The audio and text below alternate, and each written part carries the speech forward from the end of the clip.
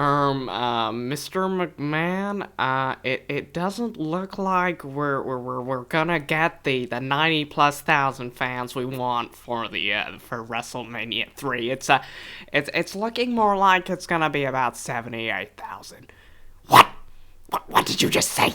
We need all the fans. We need to break the indoor attendance record.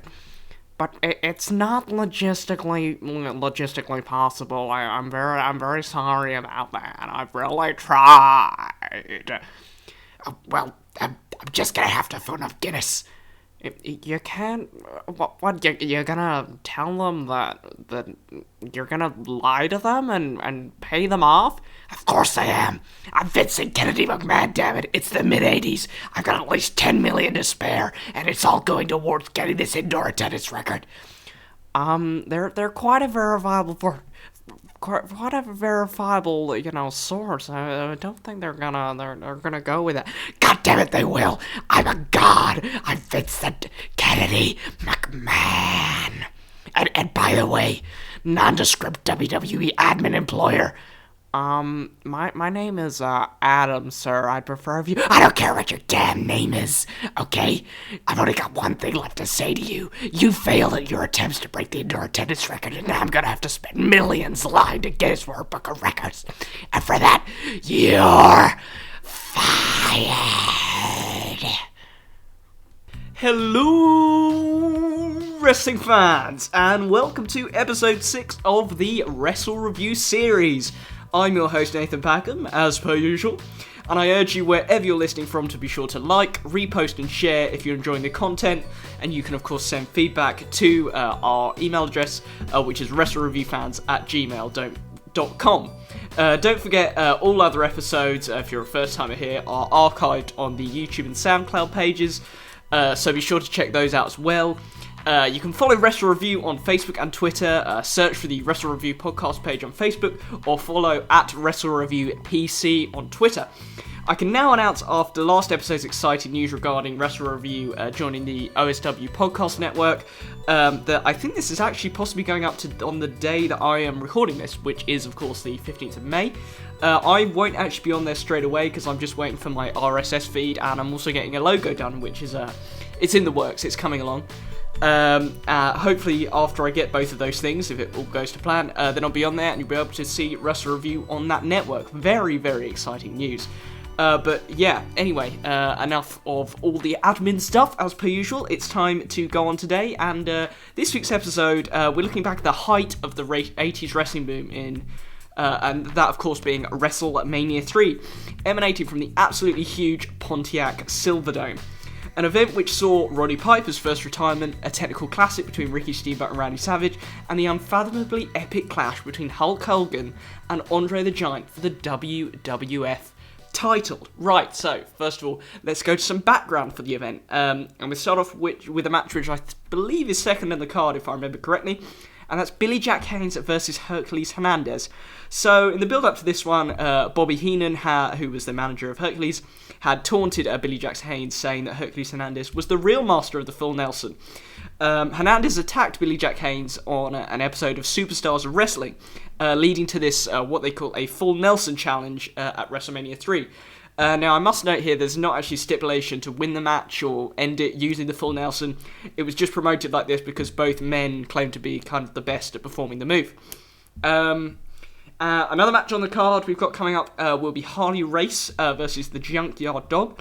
So, after jumping over from AWA, Harley Race won an untelevised King of the Ring tournament, a tournament that replaced the Wrestling Classic, if you remember from episode 2, and became a traditional staple in the WWF/E, and Race began to proclaim himself as the King of Wrestling. He would enter with a crown and a cape to the ring, with his ring entrance being The Great Gates of Kiev by Modest Mussorgsky. I hope I said that right. My Russian's not the best. This is the same music as Jerry Lawler would use when he came to WWF. Harley Race's opponents were forced to bow to him. Bobby Heenan often forced them to bow by pulling their hair or something. The JYD argued that there should be no king in the WWF, and this led to a match on an edition of Saturday Night's Main Event, where Bobby Heenan and Harley Race tried to force a bow from the JYD. This set the stage for this, another crappy stipulation, loser must bow match, coming up at WrestleMania 3. Then we've got the Roddy Piper versus Adrian Adonis feud. So Piper returned to find that his Piper's Pit spot had been taken over by, if you remember correctly, Piper was on hiatus for a little bit, had been taken over by Adrian Adonis' flower shop. So he went about insulting Adrian Adonis in his show, but was then assaulted and embarrassed in a showdown of the segments by Adrian Adonis, Don Morocco, and Bob Orton. Piper's face was covered with red lipstick during the humiliation, not what a Scottish man wants, and he was left lying in the remnants of the destroyed Piper's Pit set. Piper responded and got revenge by smashing Adrian Adonis' flower shop with a baseball bat. So this hair versus hair match was set up. I have no idea why. Maybe it's just to kind of go with the adorable Adonis gimmick, so it'd be more embarrassing if he loses, and also embarrassing for such a great Scottish man, even though he's already Scottish, Roddy Piper, if he loses. This was Roddy Piper's first retirement match, as he was looking to pursue an acting career at this time, but this of course won't be the last we'll hear of Roddy Piper after a fairly poor acting run, but more of that later. And then in a six-man tag team contest, we've got the British Bulldogs and Tito Santana versus the Hart Foundation, or the Hearts, I can't remember what they were called at this time, and Dangerous Danny Davis. The Bulldogs had lost a match to the Hearts in a match that saw the Dynamite Kid so debilitated by legitimate back problems by this point that he had to be carried from the ring by Davey Boy Smith, and he saw little physical action for a while. Danny Davis was the ref for this match and allowed the Hearts to perform several illegal tag team moves without reprimanding them. After Dynamite Kid's recuperation, the rivalry between the Bulldogs and the Hearts resumed and led to this revenge match, with Tito Santana also added in, of course, because it's Tito Santana, because he had lost the Intercontinental title at the Boston Garden to Randy Savage, where Danny Davis was also the ref, and Savage had used a foreign object to pick up the win. Then what is often declared a technical classic, we will get to the ins and out of the match later on. We've got Ricky the Dragon Steamboat versus Randy Macho Man Savage for the Intercontinental title. So this feud between Ricky Steamboat and Randy Savage really began to build when Savage attacked Steamboat before a title match, as Steamboat was greeting fans. Steamboat was draped over the security railing by Savage and was given an axe handle by Savage from the top to the outside. This smashed down on Steamboat's throat, and then Savage then hit him with the ring bell from the top, but when he was back in the ring. And Steamboat had to go to the hospital with an injured larynx. Now, I couldn't find out whether this was a legit injury or not. If anyone does know, please do let me know. This was a long and bitter 6-month feud, which also included George the Animal Steel, as he still hadn't gotten over his crush on Elizabeth, that carried over from WrestleMania II. I don't know if you remember that. That was the match with the flowers used as a foreign object, and the ring post, well, not the ring post itself, but the stuff inside the ring post used as a foreign object. And then we've got the build-up to what is a massive main event, a massive main event, between Andre the Giant and Hulk Hogan. So this really started when Andre was presented with a smaller trophy than Hogan, referring to his 15-year undefeated streak in comparison to Hogan's bigger trophy, celebrating his 3 years as champion. Hogan congratulated Andre, but in talking up his friend and calling him the true champion, he became the focal point in classic Hogan ego-boosting style. This was similar to the Paul Orndorff feud from the big event, where Paul Orndorff was so frustrated with how big a star Hogan had become and wanted to somewhat reduce his ego. Andre ended up walking out of the ceremony, seemingly sick of Hogan, and then in a shock announcement, Bobby Heenan was announced as Andre's manager on Piper's Pit, despite their differences in the past. And if you remember previously, if you listened to other episodes, despite the fact that Heenan had failed to prove Andre the Giant was a giant machine during Andre's suspension. Andre then challenged Hogan to a match at WrestleMania III and ripped his t-shirt off and tore off his crucifix necklace. Wow, that is a mouthful. So yeah, there we go. And it's time to move on now to the actual event. Coming from the Pontiac Silverdome, it's 1987. It's actually March 29th, 1987 to be precise, from the Pontiac Silverdome, WrestleMania III, and we've got the return of the sexy saxophone music from WrestleMania II in the intro, and we get a similarly epic yet clunky graphic, which were also prevalent in the previous Manias, as the WrestleMania symbol is revealed in its full glory.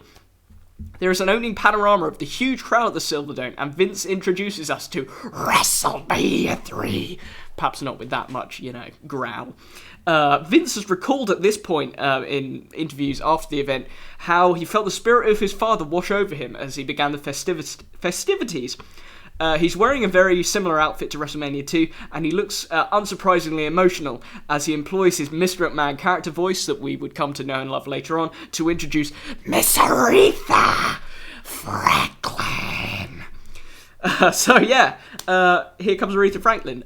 Franklin's mic is a lot better than Ray Charles's at WrestleMania 2, and she gives a pretty awesome Aretha soul/gospel crossover with her rendition of America the Beautiful, accompanied by characteristic shots of flags, children, old people, workers, capitalist buildings, and freeways. We cut to Gorilla Monsoon and Jesse Ventura in the rafters after the performance ends, and with them are Entertainment Tonight star Mary Hart and Mr. Baseball Bob Uecker. Uecker compares the event to the World Series, and Hart says she's always wanted to stand next to all three of these men. Ventura has an awesome snakeskin jacket and trousers. On. I'm not sure animal rights activists would be very happy with me describing it as awesome, but there you go. It looks very 80s and very cool. And then we're on to match 1. We've got the Can-Am Connection, which is Rick Martel and Tom Zenk versus Don Morocco and Cowboy Bob Orton, or the Magnificent Morocco, whatever you want to call him. Monsoon and Ventura break character briefly to tell each other they appreciate being back together as a team. Morocco looks even bigger than he did in the previous pay-per-views I've covered, and my goodness, he was big in those, let alone in this one. So in the opening of the match, Tom Zenk somehow wins a battle of strength, despite the commentators discussing Morocco's strength advantage at the beginning of the match. There are a few cool tag team moves from the Can-Am Connection as they hit a double monkey flip and hip tosses. They smiled way too much throughout the whole match, especially when they're in full control. Zenk also shows a further surprising body strength to hit a body slam on Bob Orton. Orton is so dazed that he goes to the wrong corner, and he's levelled by Martel. We get further Can-Am Connection offense, but this is stopped when Orton knees one of the Can-Am Connection on the ropes. I got very confused who was who, like I did with the Rougeos at the big event. I'm sorry, so if I just kind of say one of the Can-Am, I just mean, one of them. I'm not actually sure who is who. Although I should really, because Rick Martel's quite a famous guy, right? We get a head-on collision in the ring, and we get the classic double desperate tag, and the match then fairly quickly breaks down.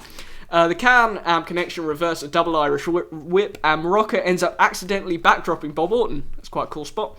A double dropkick sends Orton to the outside. A crossbody and a high school trip double team routine leads to the 3 count for the Can-Am Connection.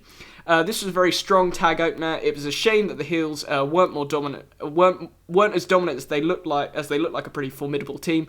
But the Can-Am Connection were amazingly quick and technical, and they even performed a couple of body slams to their bigger competitors to show they had some kind of stranglehold on the power game as well. So here I've actually given this match, although it was very short, I've given it 3.5 out of 5 stars. I found it to be a very, very impressive tag team contest. We then get a historical package for Hercules Hernandez versus Billy Jack Haynes. So, as I previously stated, Haynes falls for Heenan's and Hernandez's trap. Haynes is goaded by Bob Orton. He's gone by Bobby Heenan and Hercules Hernandez, who clotheslines him and then applies the full Nelson to Billy Jack Haynes. We've got some classic Mean Gene interviews with, first of all, we've got Bobby Heenan and Hercules Hernandez. Bobby Heenan calls Billy Jack Haynes Billy Jerk Haynes, and then the huge Hercules cuts a promo with ancient history references, which sound awesome, but I can't understand them. But I cannot understand them because I learned nothing about ancient history in reference to the chains around his neck. It's a shame he's lost his really cool armor from WrestleMania 2, but maybe they were cutting back. I don't know. Hercules believes he will be the master of the full Nelson, as Heenan says Billy Jerk Haynes again, before Mean Gene corrects him and says, for the record, it's Billy Jack Haynes. And we're straight into match 2 here, the full Nelson challenge between Billy Jack Haynes and Hercules Hernandez. As I said, there's no actual stipulation saying the match has to be won with a full Nelson. It's just added in there because both of these men claim to be the master of it. This is the first time we see the little ring entrance vehicle pods, because the gangway's so long, as Haynes comes out, and he's got a way too shiny golden coat on. This is Haynes' only pay-per-view appearance in the WWF, and he's only spent 2 years with the company after coming from Mid-Atlantic Wrestling.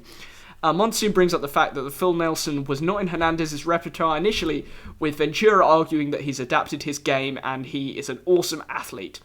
The competitors come face to face and butt heads a little. Early on, Billy Jack Haynes hits a great gorilla press slam, a real collector's item for those who watch contemporary wrestling and never see this awesome power move anymore. He goes for his first full Nelson, but Hernandez runs away. Hernandez hits a massive clothesline out of the corner and a backdrop after a couple of cheap shots. There's a nice delayed suplex by Hernandez, but he breaks up his own pin as the commentators debate whether that decision was foolish or Hernandez wanted to win in the most fitting manner with, of course, the full Nelson. Haynes sells a bad back. He can't get a suplex when he gains the upper hand again, and Hernandez adds to the bad back angle by performing a backbreaker. Hernandez hits a pretty shitty and dangerous press slam of his own without the correct arm extension, so it looks far less strong than the one we've seen earlier from Billy Jack Haynes. Hernandez goes for his first full Nelson, but can't lock the fingers due to Haynes' rather ridiculously thick hair. Oh, sorry. Haynes still goes down though, but his arms only droop 2 times when the referee checks him out. Ventura believes that the position of Hernandez actually aided Billy Jack Haynes' arm not dropping for the 3rd time, which I thought was quite interesting and a nice technical point. Then we get a double clothesline, so both guys can get a breather despite the fairly methodical pace of the match.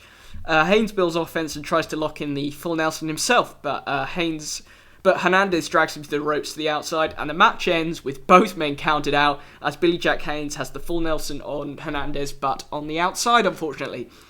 Heenan hits Billy Jack Haynes with a cheap shot on the outside. Haynes falls for the trap again and is hit repeatedly in the ring by Hernandez and his chain. Haynes is busted open by this. Oh my goodness. It's like WrestleMania 2 last year. We have blood. I was quite surprised. 2 years in a row. Especially for the 80s. Hernandez locks in the full Nelson himself for about 2 seconds and then just leaves with Bobby Heenan. Both of these men are clearly very impressive athletes, and this contest was way bigger, if you remember the match they had at the big event, even if I think they could have pushed themselves a little bit further with a bit more pace to the match, because they're very impressive athletes. Whether that's a naturally impressive athlete, I wouldn't like to debate. I was also very annoyed by the count-out finish, especially when the idea of the full Nelson had been promoted so heavily, and it was only really, really locked in when Haynes had Hernandez on the outside. Fairly competent match. I gave this one 3 out of 5 stars. We move on to an interview. Mean Gene is interviewing King Kong Bundy with Little Tokyo. Yes, he's from Japan. And Lord Littlebrook from These Here United Kingdom. Yes. So King Kong Bundy says Big Trouble does not come in small packages, but 450-pound packages. And finally, we have an admittance that his weight is probably not actually close to 500 pounds. And the midgets on his team seem scared by Bundy and the prospect of him squashing his fellow midget opponents. Do keep this in mind for that match, which is coming up next. King Kong Bundy looks really pissed off that he's in a joke match this year after being in the main event, remember, at WrestleMania 2. Little Tokyo and King Kong Bundy, Little Tokyo and Lord Littlebrook, as I've said before, Tokyo from Japan and Littlebrook from the UK, then enter the arena, and we get an interview with Hillbilly Jim, Little Beaver and the Haiti Kid. Hillbilly Jim says he fears for and will look after his midget team, and then carries both of them away in his hands. They then, well, not in his hands, in his arms. It's kind of funnier in his hands. They then enter with overdubbed generic country music for Hillbilly Jim's theme. Of course, I'm watching this on the network as per usual. We come to match 3, King Kong Bundy, Little Tokyo and Lord Littlebrook versus Hillbilly Jim, Little Beaver and the Haiti Kid. The match is described as a mixed tag match. Oh dear. Oh, dearie me. Bob Uecker joins Monsoon and Ventura on commentary and immediately cracks a joke about the Haiti Kid having a similar haircut to one of his ex-girlfriends. The 4 midget wrestlers take part in a crisscross and then a rowboat submission stretch. One of the best spots of the pay-per-view, in my opinion. Do check it out if you're just flicking through. And I can't remember who, either Ventura or Uecker say that Aunt Jemima's spatula, whatever that is, I should have looked that up, will be needed if one of the midgets are squashed, and Bob Uecker then says they will look like marinated mushrooms if Bundy gets his hands on them. Quite a psychedelic image for a not-so-psychedelic decade. in the 80s. Bundy comes in and Beaver goes through his legs before hitting a leg drop on him, which obviously has no effect on the big man. Hillbilly Jim gains the advantage over King Kong Bundy as they battle. He pins King Kong Bundy with the other midgets on his team joining in with Hillbilly Jim for extra yet illegal leverage. There's another cracking commentary line when King Kong Bundy is described as having a body which developed from a single family into a condominium. Such a good line. I think that was another Yuka line as well. Beaver continues his war with King Kong Bundy as he continually tries to distract him. Bundy has had enough and body slams him before splatting him like the aforementioned marinated mushrooms with an elbow. Where is Aunt Jemima's spatula when you need it? That's what I was asking. All the midgets in the match save Beaver from near certain King Kong Bundy related death, like some kind of carnivalesque midget clan who stick up for those who they are also opposing, because they're all midgets, they're all banded together.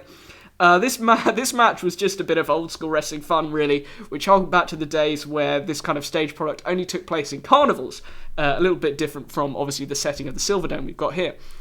There were some hilarious and disturbing spots, mainly the midget rowboat stretch, and then King Kong Bundy's horrific midget slam and elbow drop. It was good fun, but I can only give it 2 out of 5 stars here.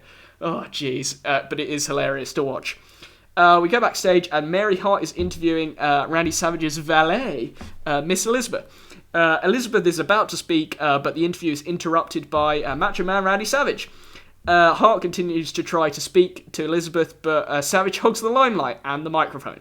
He tries to charm Mary Hart, essentially telling Elizabeth to get lost, and tells Mary Hart that his number is on his license plate. Oh yeah, Mary Hart. Oh, that was an awful impression. We've then got promos for the Junkyard Dog versus Harley Race. Harley Race is the self-proclaimed king of wrestling after winning the King of the Ring tournament. JYD reminds America that it's never had a monarch, and the only person they need to answer to is God. But then, looking back over the rivalry, we see the Junkyard Dog putting on Harley Race's cloak, effectively proclaiming himself king, even though he hates the idea of a monarch. Oh, I don't know, you Americans. We see that JYD was previously attacked by Harley Race and Bobby Heenan, and they tried to get him to bow to the king. We get a pretty much interview with Harley Race, Queen Moolah, and Heenan. Race seems to say reincarnation rather than recoronation when questioned about his chances, and Moolah, I'm going to be reincarnated. And Moolah is handed his crown jewels to protect. Yuka leaves the commentary box to seek Moolah as she is introduced as the ladies' champion. The ladies' champion! So you've had a shift back to ladies again. I think it was WrestleMania II where they said women's, if I remember correctly. As Harley Race, Bobby Heenan, and Moolah make their way to the ring. Mean Gene then interviews the Junkyard Dog pre-match, and he says he is sure he will overthrow the king, and relates it incoherently to the fact that he is black. I'm not even sure what he said here. And I don't want to speculate and be called a racist. There is no overdub on his entrance music. It's finally been introduced for real. We finally caught up with the JYD's music, which I think is like, oh, what are you doing? Something like that. That was awful. I'm just going to stop doing impressions now. Match 4 then, the JYD versus King Harley Race with his assorted court of followers. Early blocks by the JYD are stopped by Bobby Heenan, who distracts from the outside, and JYD chases him. Harley Race gains the upper hand for 2 seconds back in the ring before a JYD punch and one of his classic headbutts. Race has another brief moment of offense and tries a crazy headbutt from the apron to the ring floor, missing and seemingly smashing his head on the floor. Although the camera dodged a close-up of this moment, it looked pretty awesome. But then the JYD regains control again, including a moment where Harley Race goes 360 over the ropes back into the ring and out with a 360 again. Race sells this really well. JYD hits a body slam with Harley Race on the apron to get him back in, but his next move, the abdominal stretch, is reversed by Harley Race, who then attempts a headbutt of his own, which fails as JYD is supposedly to be that hard-headed, if you remember. Race eventually picks up the win after JYD is distracted by Bobby Heenan on the outside, and Harley Race hits a belly-to-belly on the JYD to pick up the win. However, it seems as if the JYD actually kicks out a 2 at this point, but perhaps this was just an attempt by an 80s face to create a sense of injustice at the decision. JYD does a curtsy and a bow for the king, as was stipulated in the, loser must bow stipulation. But as Harley Racer looks away to celebrate, the JYD hits him with the chair he was sitting on for the bow, and puts on Harley Race's cloak as the JYD's music plays. I've seen several reviews where this match was panned, but I rather enjoyed the King angle though, and I thought it was the best it could have been considering the age of the two athletes who were past their prime and how short the match was. You also need to see Harley Race's headbutt from the apron as well. It was so well performed and looked like it hurt like absolute hell. So I've given this one 3 out of 5 stars, despite how short it was and despite the age of the two competitors at this point. So we get an interview between Vince McMahon and the WWF champion Hulk Hogan. Hogan talks about being out on his motorcycle in Michigan, how people have doubted him in the gym, and how the golden cross on his neck shone as he drove around on said bike. Hogan presents the match as 90,000 plus Hulkamaniacs versus Andre. A good bit of rhetoric, as Hogan was one hell, and Hogan is of course one hell of an intense talker. Back in the Silverdome, the Rougeau brothers are introduced. Oh no, I'm not going to know which Rougeau is which again. This is going to end very badly. We get an interview with the Dream Team. Mean Gene asks why the Dream Team need an extra man in the form of Dino Bravo, who has ditched the black locks of his face character for a bleach blonde heel look. Johnny Valiant dodges the question and is incoherent as Bravo then speaks in French. Valiant ends the interview by saying, "Qu'est-ce que c'est?" I'm not even sure what that means. I should have really looked that up. It's probably something incoherent, isn't it? It's wrestling in the 80s, obviously. Match 5 sees the Rougeau brothers take on the Dream Team then. The clothes of the Dream Team are handed to the Federettes, who were female helpers in the 80s. My goodness. We get an early double dropkick from the Rougeaus, which Ventura hates because of its illegality and obviously their faces, so obviously Ventura hates them. The Rougeaus make several quick tags to quell the technicality of Greg the Hammer Valentine. One of the Rougeaus misses a crossbody from the second rope. Still don't know who he is. I still don't know which Rougeau is which after the big event. Valentine gets some heavy hits in, but the momentum is stopped by the Rougeaus hitting an awesome tag team punch press slam backbreaker thing. You've got to see it. That's about as good as I can come up with in terms of describing it. Valentine gains control back and puts the figure 4 on one of the Rougeaus. At this point, Bobby Heenan joins the commentary team. He rambles on and on about being undefeated, as the great technicality in the ring is somewhat overshadowed by Heenan's rant. About the only time I found him to have a negative impact on proceedings at an event. Remember, he was of course my MVP for the big event. Well, it wasn't that hard to be honest, it was a shocking event.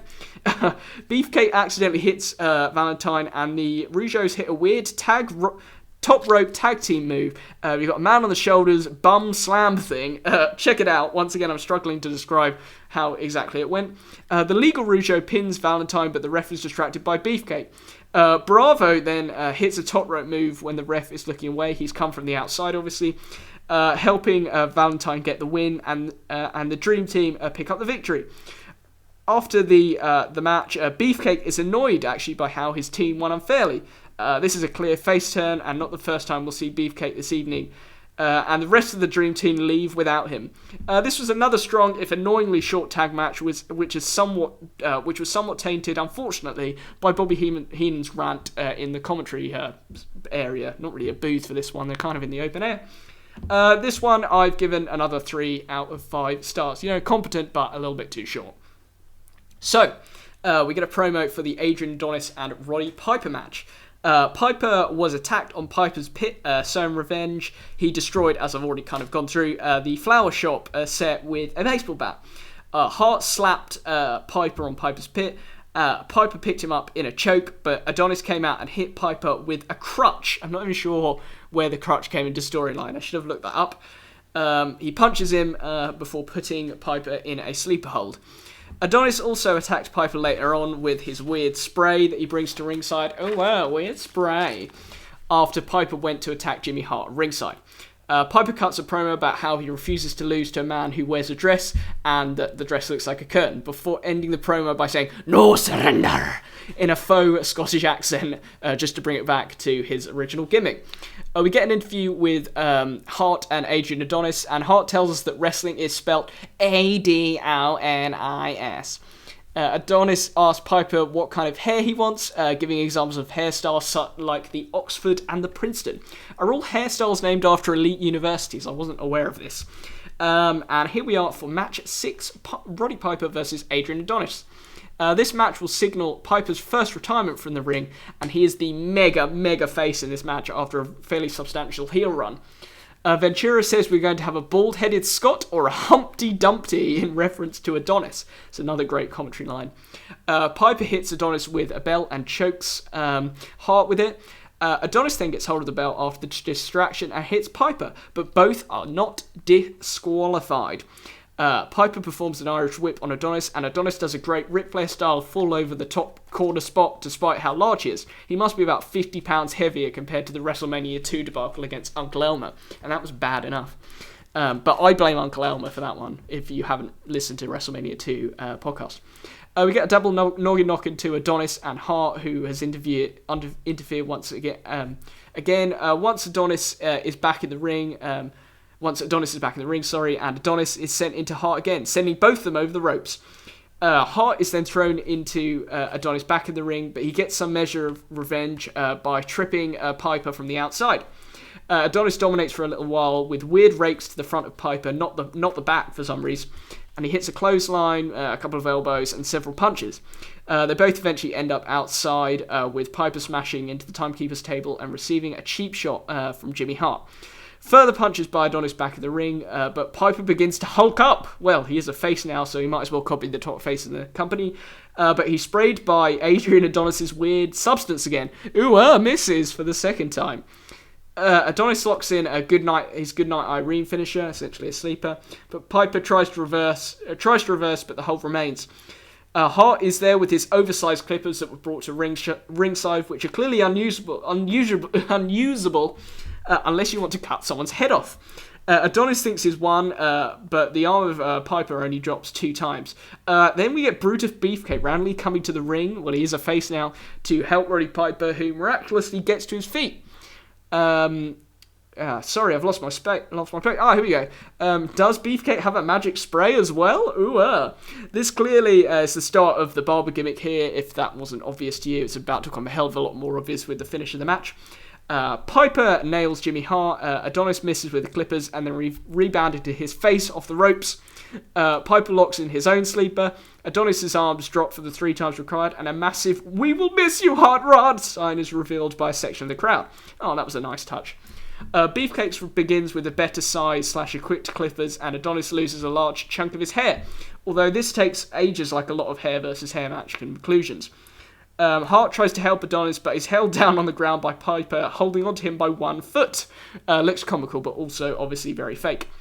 Piper throws some of Adrian Adonis' hair into the crowd and then gets the mirror in, allowing Adonis to see the damage. Adonis punches the mirror, and Adonis wildly goes after Piper, but smacks hard into the ring post after running the fastest he has all match. There's actually a great camera angle on this, you should check that out. And promptly leaves with very little hair actually removed.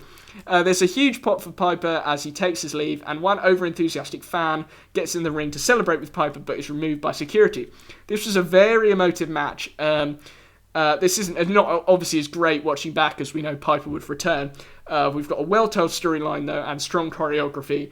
This match, I really like Adonis. I'm going to keep saying this.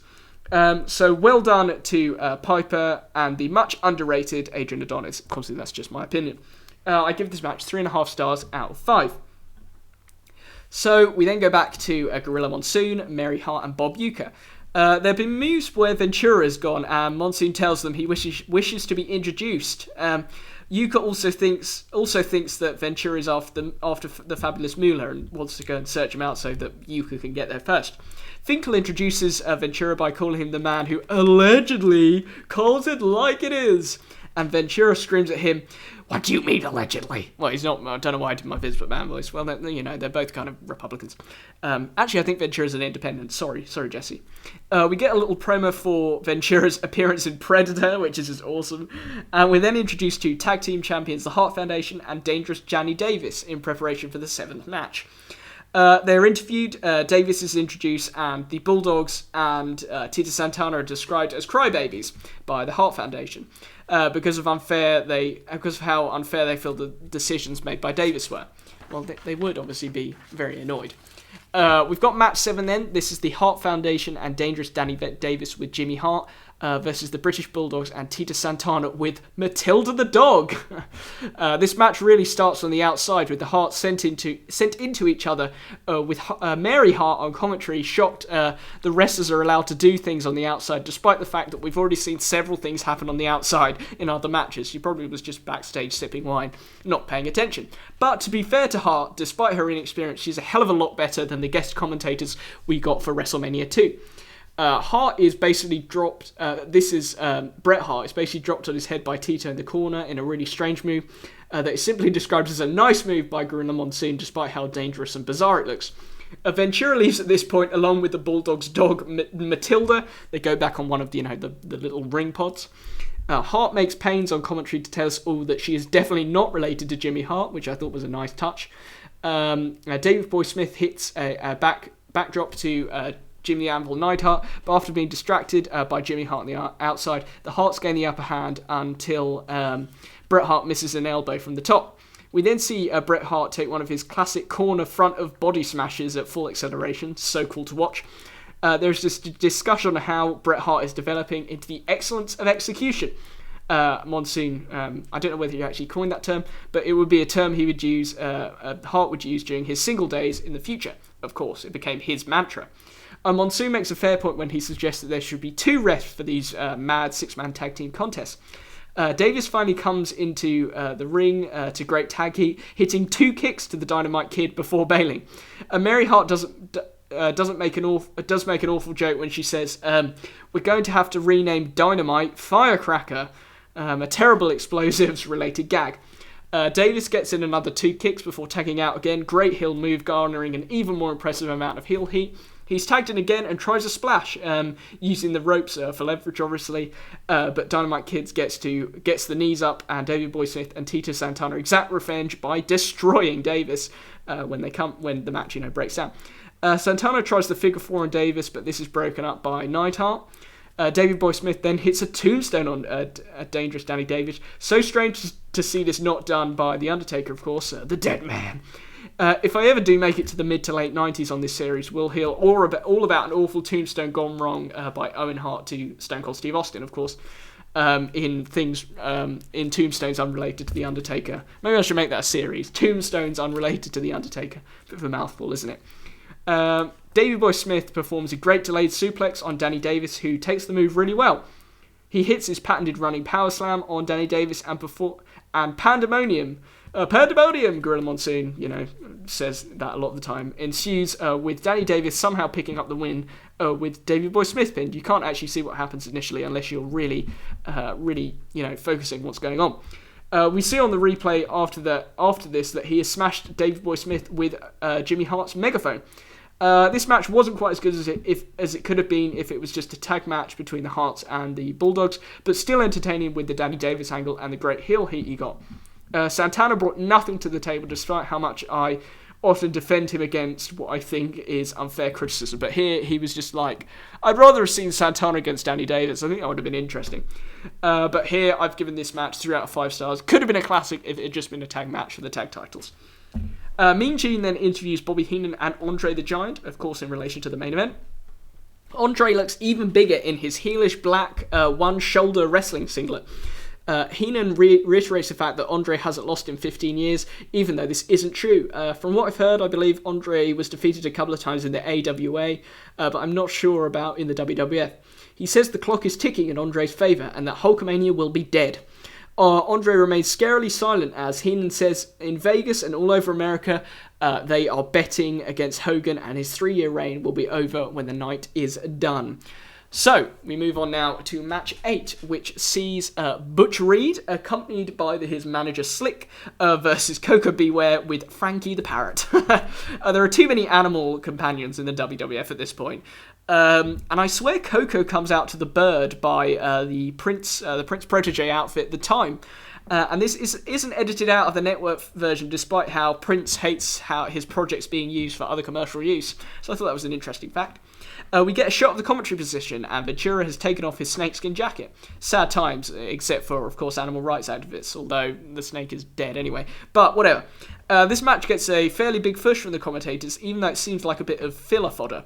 The Natural gets us some big early shots early on and then taunts, but his cockiness gets the better of him as Coco hits him with a dropkick, sending him to the outside.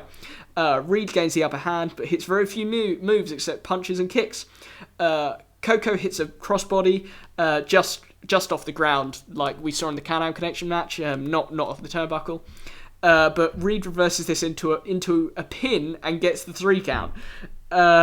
Tita Santana then comes back. Oh, Tita, just have a rest, and saves Coco Beware from the attack of the manager Slick. Santana seems to be the police who save all the faces. It's very strange.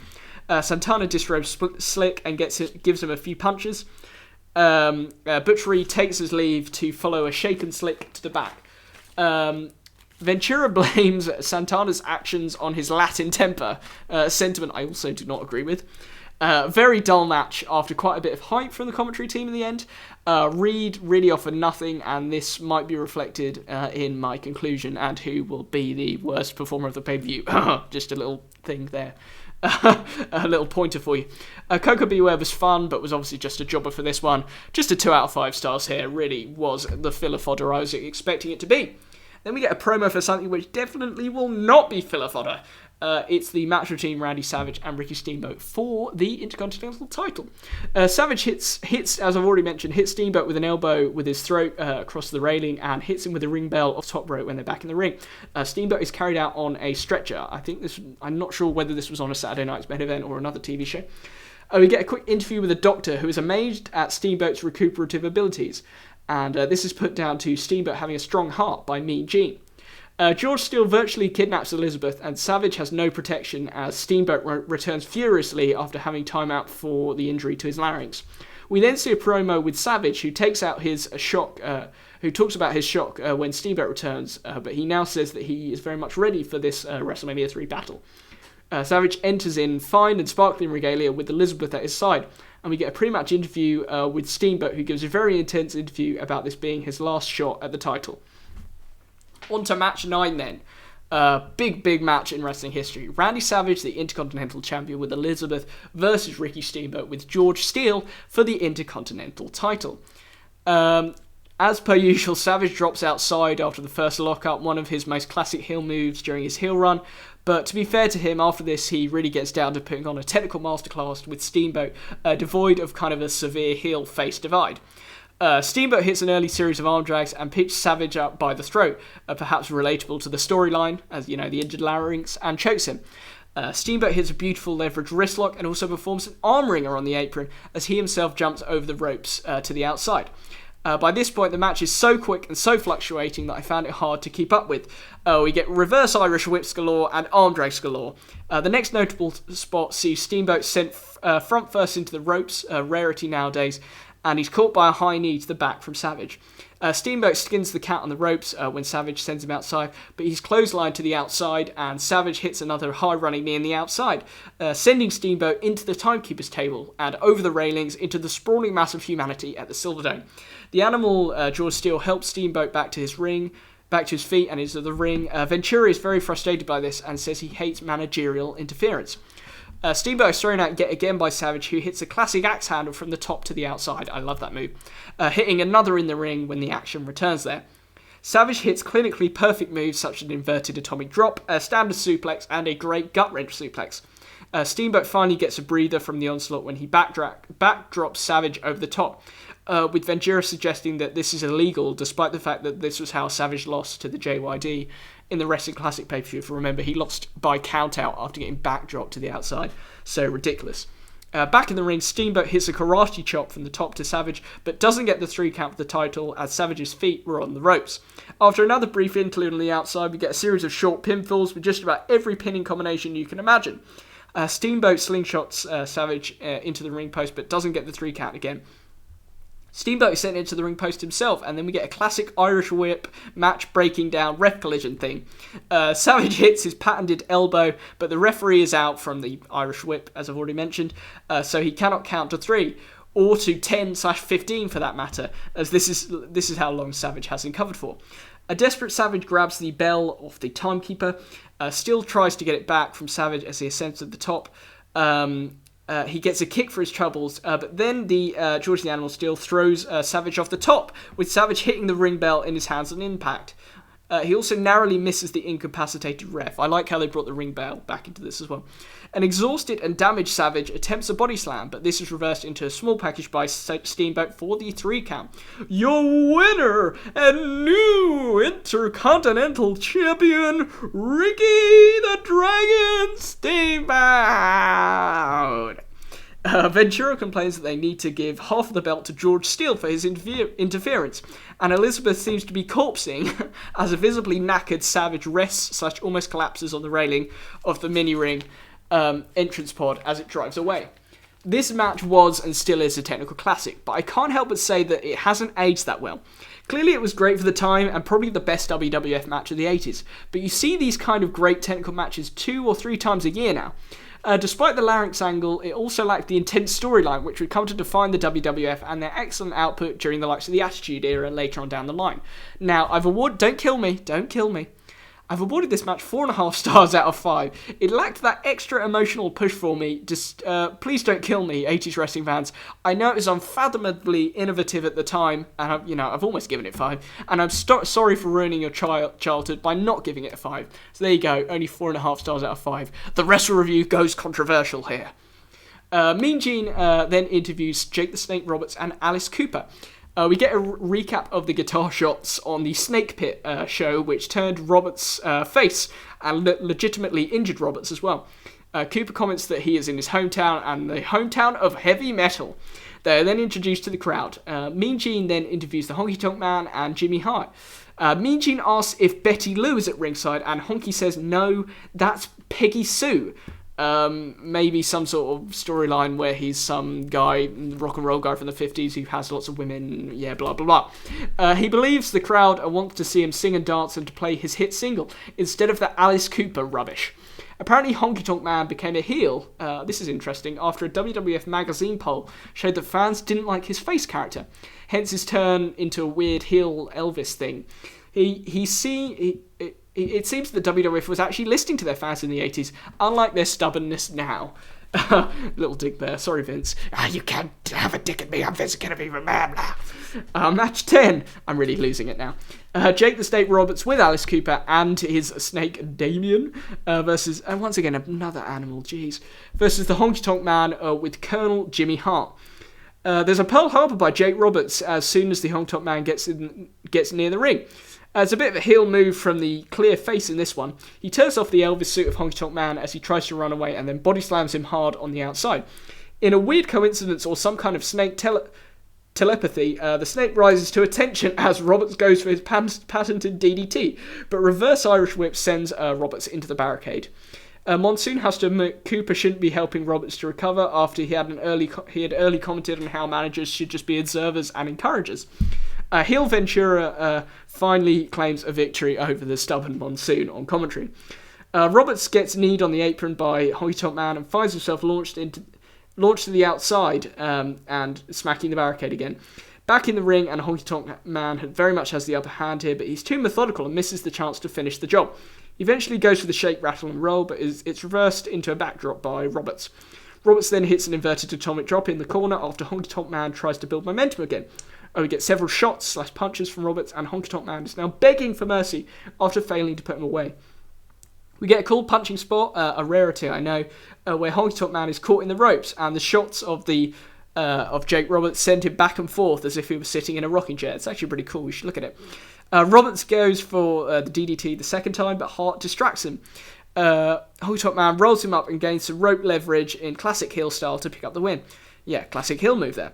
Roberts is so pissed off that he picks up Honky Tonk Man's guitar and almost smashes his face in with it, but Honky Tonk Man ducks just in time and the guitar smashes into the ring post. Hart doesn't escape, however, and is held by Jake Roberts. Cooper gets the snake Damien, chasing the referee by shoving the snake close to the ref's face. Damien is then thrown over Jimmy Hart as he squirms away, and Ventura fears that Hart might have cardiac arrest because of his fear of snakes. Like myself, Ventura would have liked to have seen the spectacle of Hart versus Alice Cooper, although I can't say Alice Cooper seemed that enthusiastic until the snake spot. Ventura also fears that Hart will be an insomniac for 6 months, and Monsoon Willie says that Hart hasn't actually slept in the last 6 months for some reason, which he does not explain. This match just absolutely oozed average. It was a very slow affair which didn't live up to the billing you might expect from two men now considered legends of the industry. 2.5 stars out of 5 for this one. And then we get Mean Gene's special announcement. Mean Gene's probably false announcement. The legendary Howard Finkel hands over to another announcing legend in the form of Mean Gene Okerlund. His crappy bit of scrap paper tells us that the attendance in the Silverdome is 93,173, an indoor attendance record of 93,173. I wondered how they managed to count the tickets so quickly without the quick computerized systems we have now. Just something to ponder. And this match supposedly beat the Rolling Stones show in New Orleans for this indoor attendance record title. But we'll come to more of the controversy surrounding that later on. We've now got match 11, which is the Iron Sheik and Nikolai Volkov with Slick versus the Killer Bees, B. Brian Blair and Jumping Jim Brunzell. With Hacksaw Jim Duggan, kind of. You'll see.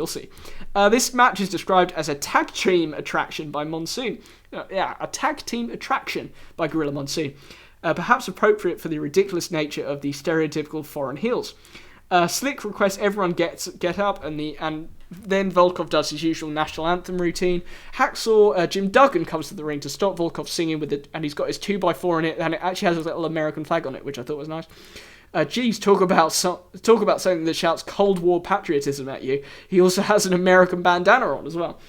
He talks about the land of the free and the home of the brave, blah, blah, blah. And the Bees come out. They're immediately jumped by the heels as Ventura questions Jim Duggan's involvement in the match. We get a cool dozy-do heel Irish whip reversal, but the Bees dominate early on as we get a good shot of Slick's ripped shirt thanks to face saviour and policeman Tito Santana. The Bees do some nice technical stuff in their domination, including a great dropkick from Brunzell.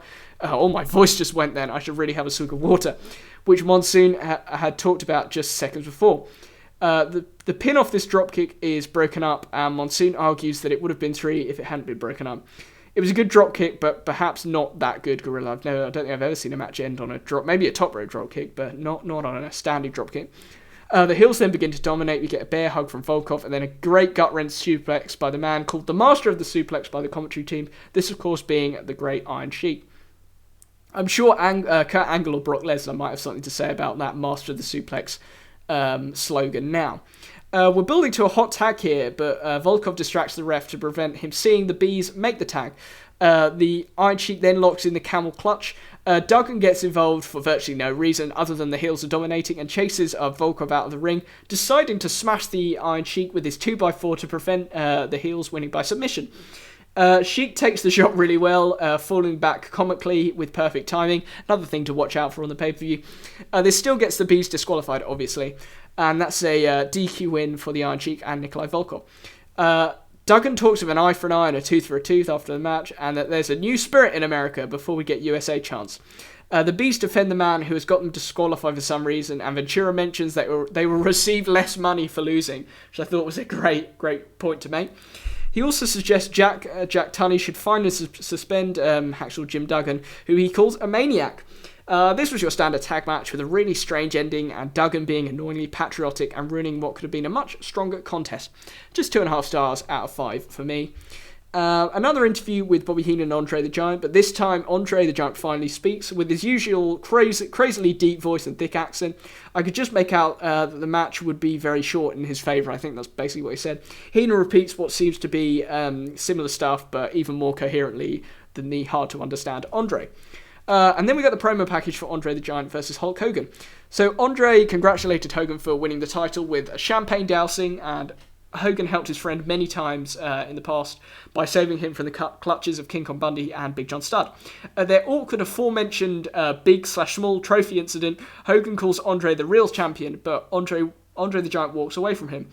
Andre challenges Hogan after telling him, "Look at me when I'm talking to you." Sorry if that was offensive.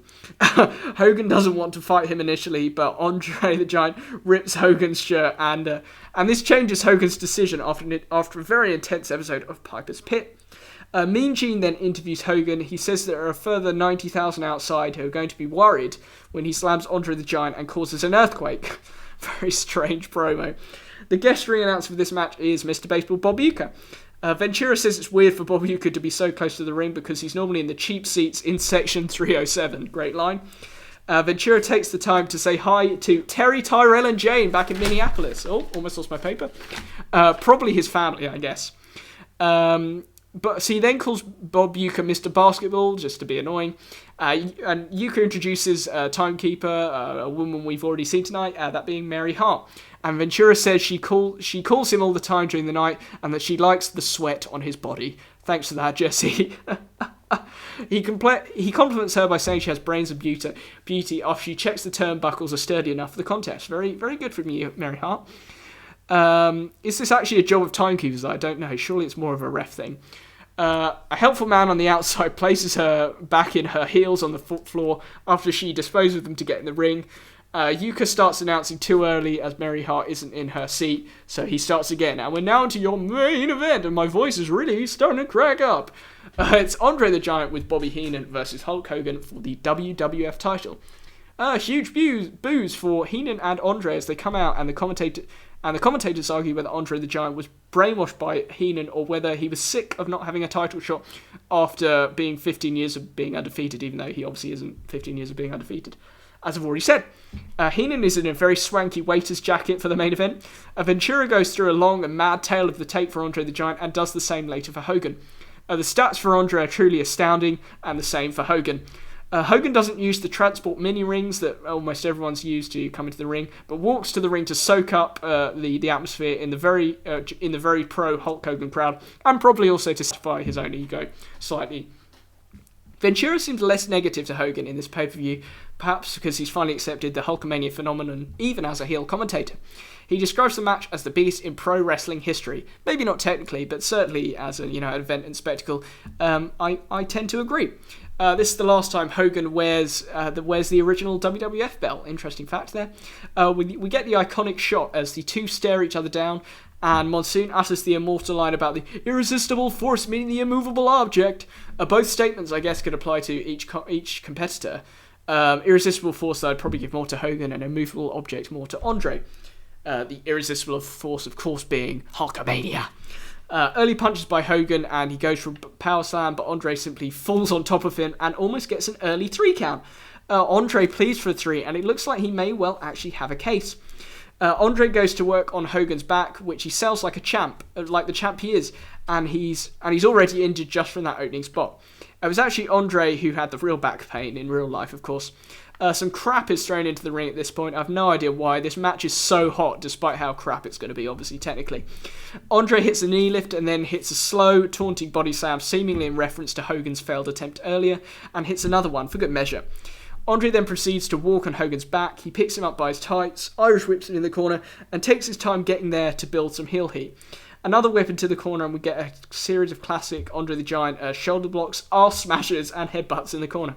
He misses the second headbutt. Andre hits the turnbuckle pad, and Hogan hits some punches and elbows of his own with momentum from coming off the ropes. Hogan takes his time to take some shots in the corner himself, and smashes Andre's skull time after time, probably about 10 times, because that's what the crowd are chanting, into the turnbuckle. Hogan runs to the corner, but Andre counters with a massive big boot. It's actually quite well performed for once by Andre. After hitting a big chop, Andre plants in a bear hug, basically so he can have a breather and rest his body against Hogan. This goes on for ages. Hogan appeals for strength from the huge crowd, but he seems to fade, but his arms don't go down for the 3. despite how confused Ventura is, who believes that Hogan has gone down for Hogan's arms have gone down for 3. We get big euphoric punches from Hogan to break the hold. Andre slowly loosens his grip, holding onto his tights right at the end after selling the punches well to show his desperation to keep hold. Hogan's progress is stopped by Andre chops again and a boot which sends Hogan to the outside. Andre misses a headbutt in the corner on the outside. This is really a classic botch. This is a classic botch where Andre's head gets nowhere near the post on the outside. And actually, in the network version seemed to adapt the original camera angle as well, which showed the botch in its full glory. We get a wider angle for it. In fact, Hogan exposes the concrete on the outside, but his pile driver is reversed into a clunky backdrop by Andre, who destroys the impact, which destroys the impact of the backdrop. Andre misses a boot back in the ring, and a massive clothesline by Hogan knocks Andre the Giant down. Hogan hulks up and then power slams Andre in a classic moment. He slammed him, if you remember the commentary right. He hits the leg drop and picks up the victory with a 3 count. A great ending, and the crowd goes utterly nuts, especially for he slammed him. And they go nuts for Hogan, who's mega over for the crowd. Obviously, he's the top face and the top man in the company. So Hogan has retained in your main event, your winner and still WWF champion, Hulk Hogan. Ventura says in another classic line, "I never thought it could be done, Gorilla." It's actually a myth that this was the first time that Andre the Giant had been body slammed. It actually happened before at Shea Stadium 7 years earlier with Hogan slamming Andre again. But I guess the WWF policy was that if it was untelevised, it wasn't known to the vast majority of the public. Hogan thanks the man upstairs for giving him the strength to carry on, and Bob Uecker announces the win. Hogan feeds his considerable ego and celebrates with the 93,173 fans. Ventura says he may have to come out of retirement, which I would have loved to see, Hogan v Ventura. That'd be so good, despite Ventura's injuries. Ventura suggests that Bob Uecker should also try and get the title, which is funny. Ventura says that 80,000 of the 93,173 are still here, but does this actually weaken the epic ending at Hogan's post-match celebrations if a lot of people have already left, like 13,000 of them already? We are reminded that Hulk Hogan defeated a 15-year undefeated streak, and Monsoons notes that we'll never be able to say that again, as it's the first time, obviously, even though it's not. The mini-ring Hogan goes back on seems to be elevated, creating another great set of images as Hogan soaks in the crowd and poses. The match was unsurprisingly awful technically, with a few bad botches. Mainly Andre the Giant missing the ring post with the missed headbutt and the terrible reverse backbreaker on the outside as well. Reverse backdrop, I should say, on the outside. However, the match delivered in terms of the epic and is just so incredibly 80s with a number of iconic images, including the opening stare down, the slam, and the great commentary from Monsoon and Ventura. I would give this one 3.5 stars out of 5. Technically awful, but just so epic. We get some post-match thoughts with Monsoon and Ventura. Ventura got both his predictions wrong, however he feels that the Steamboat stole the title through George Steele's interference, and Savage had previously had Steamboat pinned for what he thinks is 30 seconds. I actually think it's nearer 10, 15 or 20. That's pretty vague from myself, I'll admit that as well. Monsoon says goodbye and sends us to Aretha's opening song again, with still image of this excellent show accompanying the music. So it's time for the conclusion, and before I conclude, I'm going to have a sip of water because I am just exhausted. There we go. This was by a country mile the best WrestleMania out of the first 3. An incredibly solid show with one excellent technical match between Steamboat versus Savage, despite how I feel it hasn't held up well in the contemporary period, despite how innovative it obviously was at the time. My MVP for this show, despite my reservations towards the match in the contemporary context, goes to Steamboat, who never fails to impress me in the ring, and he just edged ahead of Savage for me because of how great it was to see him win the title. The battle for the ages was technically awful, but the epic build-up and the experience and genius of both competitors in getting the crowd fired up made up for any of the bad wrestling on display. The rest of the show was essentially filler, but there was some really decent contests in amongst this, including the opening tag match and Piper's first retirement, which was the hair versus hair match against Adonis. The only match I really hated was Butch Reed versus Coco Beware. For me, Reed was the worst performer of the show, despite his squash victory, and the fact that there was also a match that included some midget wrestlers, if you remember. Reed barely hit a decent move during the match beyond a couple of cheap punches in beating Coco. I also found Hacksaw Jim Duggan incredibly annoying, but I liked the way he smashed the Iron Sheik with a 2x4 despite how it cost the Killer Bees. The lack of clean finishes throughout the show also annoyed me, but I guess with the staunchly divided heel versus face thing in the 80s WWF, this was inevitable. I think there was only about 2 clean finishes over the whole thing, and the amount of beatdowns and weird stipulations also bordered on the obscene. With a solid and classic commentary team in the shape of Gorilla Monsoon and Ventura, the action always seemed to be at least fairly competent, even in the duller moments of the pay-per-view. Ultimately, this show was really well paced and had a truly epic ending, and don't forget that great technical classic, despite my reservations. I award WrestleMania 3 the same I did WrestleMania 31, an 8 out of 10. A very nice, solid show. Some quick aftermath then for you before we conclude.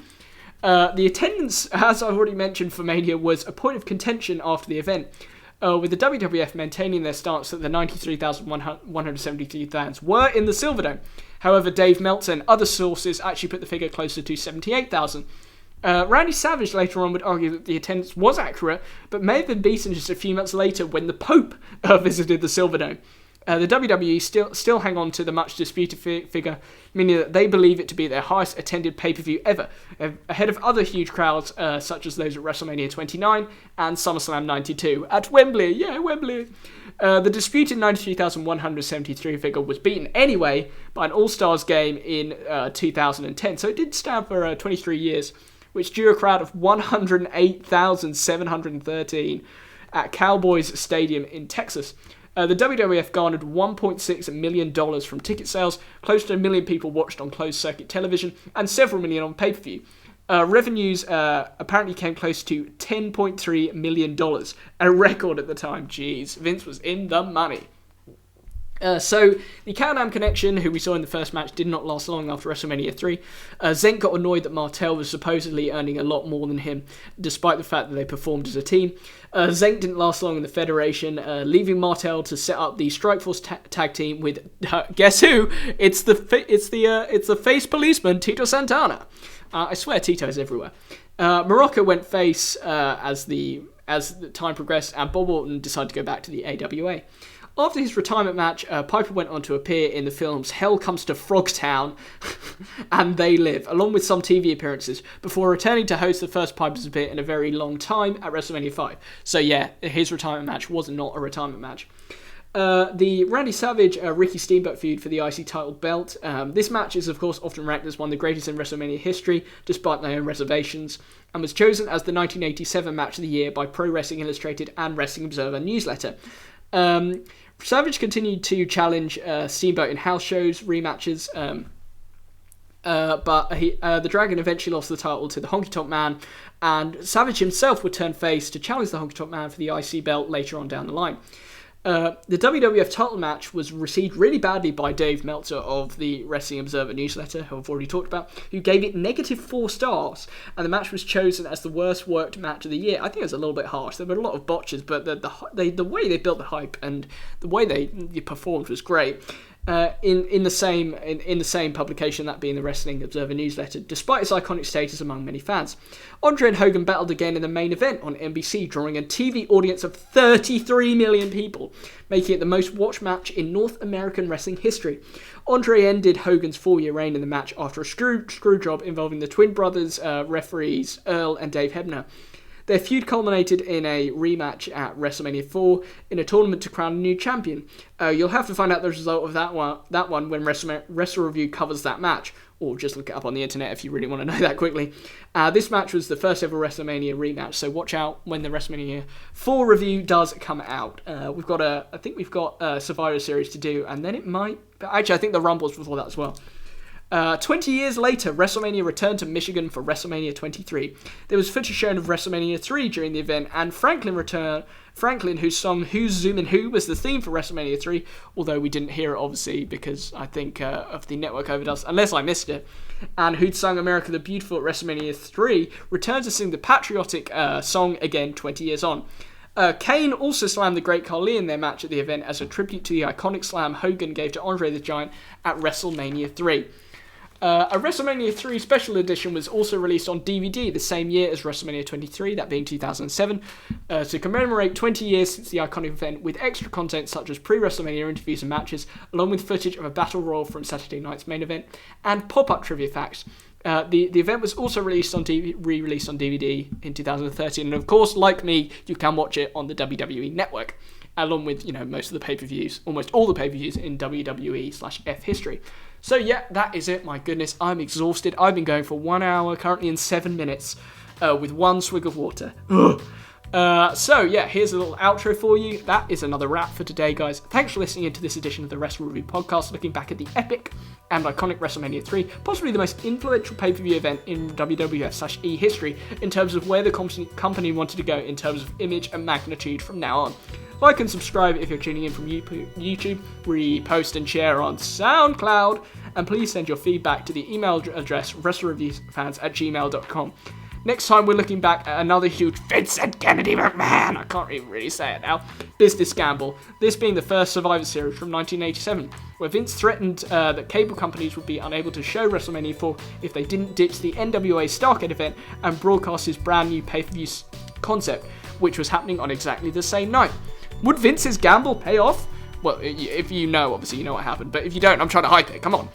Find out next time on the WrestleReview, and I will see you later, wrestling fans. I'm exhausted. Goodbye. God damn it.